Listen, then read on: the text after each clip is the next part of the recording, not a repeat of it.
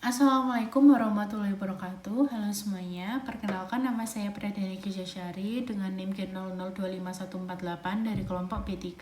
Di sini saya akan membuat laporan praktikum anatomi. Soal laporan pertama, jelaskan sirkulasi fetal atau fetal circulation. Kemudian jelaskan salah satu gangguan akibat gagalnya penutupan struktur fetal setelah lahir. Dan selanjutnya jelaskan vaskularisasi arteri dan vena jantung. Di sini saya akan menjelaskan mengenai sistem sirkulasi janin atau fetal circulation, yaitu sebuah sistem fisiologis yang sangat kompleks namun luar biasa yang memungkinkan janin bertahan hidup tanpa menggunakan paru-parunya di dalam rahim.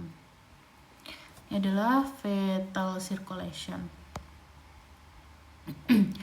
Perlu kita ingat bahwa pada janin sumber oksigen bukan berasal dari paru-paru, melainkan dari plasenta.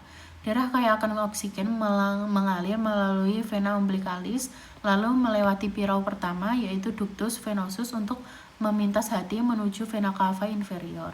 Saat mencapai atrium kanan, sebagian besar darah langsung diseberangkan ke atrium kiri melalui foramen oval. Tujuannya adalah agar darah dengan oksigen tertinggi bisa langsung dipompa oleh ventrikel kiri menuju otak dan jantung.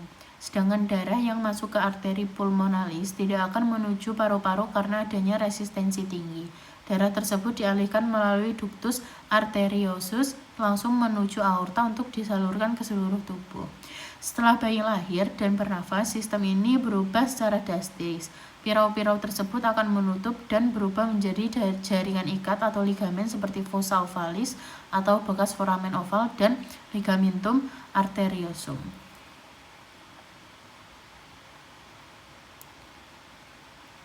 Selanjutnya, kita akan melihat bagaimana otot jantung mendapatkan nutrisi atau yang kita sebut dengan vaskularisasi jantung. Arteri koronaria berasal langsung dari pangkal aorta ascendens. Suplai ini terbagi menjadi dua jalur utama. Yang pertama adalah arteri koronaria dextra atau sebelah kanan. Yang akan bercabang menjadi ramus marginalis dextra dan ramus inverticularis posterior. Jalur ini utamanya memperdarahi atrium kanan dan vertikel kanan. Selanjutnya adalah arteri koronaria sinistra atau sebelah kiri yang memiliki dua cabang vital yaitu ramus interventricularis anterior yang berjalan di depan jantung dan ramus circumflexus yang melingkari jantung ke arah belakang. Seringkali penyumbatan pada cabang-cabang inilah yang menyebabkan terjadinya infark miokard atau serangan jantung. Setelah darah memberikan oksigen ke miokardium, darah kotor atau deoksigenasi akan dikumpulkan kembali melalui sistem vena jantung.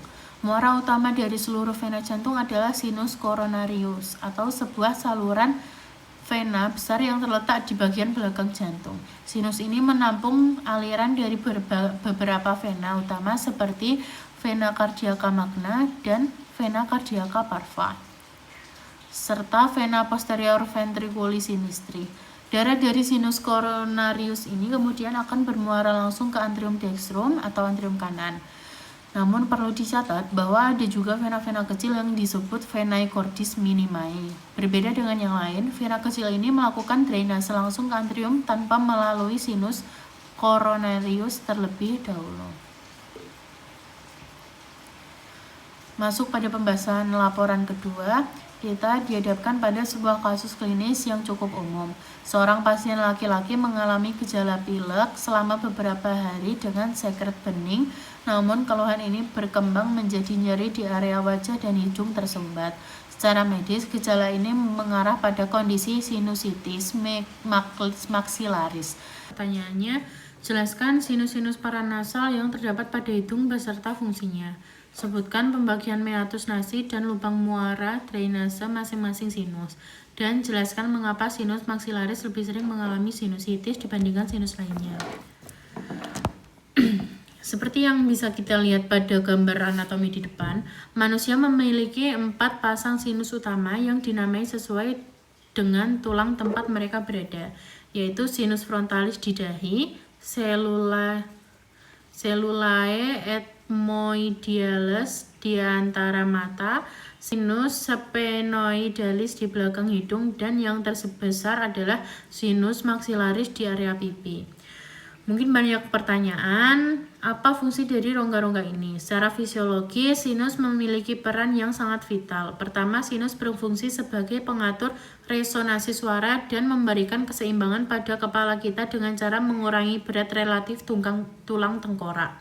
Selain itu, sinus bertindak sebagai air conditioner alami yang melembabkan serta menghangatkan udara yang kita hirup, sekaligus menjadi benteng pertahanan tubuh melalui mukosa yang menjaga suhu dan melindungi struktur sensitif di dalam hidung.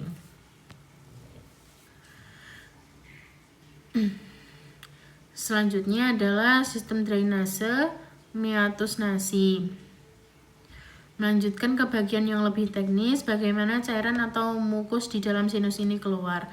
Semuanya bermuara melalui saluran yang disebut meatus nasi. Ada 4 jalur utama yang perlu kita perhatikan, yaitu resexus sphenoethmoidealis yang menjadi tempat bermuaranya sinus sphenoidealis. Selanjutnya, meatus nasi superior, yaitu tempat drainase bagi sel-sel ethmoid dengan bagian belakang. Yang ketiga adalah jalur yang paling kompleks, adalah meatus nasi medius. Di sini terdapat struktur penting seperti hiatus semilunaris dan infundibulum, di mana sinus frontal, maksila, dan ethmoid anterior bermuara. Area ini sering menjadi kunci terjadinya sumbatan jika terjadi peradangan. Terakhir, meatus nasi inferior yang unik karena merupakan muara dari saluran air mata atau ductus nasolacrimalis. Selanjutnya, kita akan membahas mengapa sinus maxillaris paling sering mengalami infeksi atau sinusitis dibandingkan sinus lainnya. Secara anatomis, ada beberapa faktor resiko alami. Yang pertama adalah pada letak saluran keluarnya atau ostium berada di bagian atas sinus, sehingga drainase cairan halus melawan gravitasi. Kedua, jalurnya sangat sempit dan berkelok sehingga mudah sekali tersumbat jika ada pembengkakan sedikit saja. Selain itu, dasar sinus maxillaris berdekatan dengan akar gigi rahang atas. Hal ini menjelaskan mengapa infeksi gigi seringkali merambat menjadi sinusitis. Jika silia atau rambut halus menyapu kuman tidak bekerja maksimal, cairan akan menumpuk, menjadi kental, dan menjadi tempat yang sempurna bagi bakteri untuk berkembang biak, yang akhirnya kita kenal sebagai kondisi sinusitis. Terima kasih. Wassalamualaikum warahmatullahi wabarakatuh.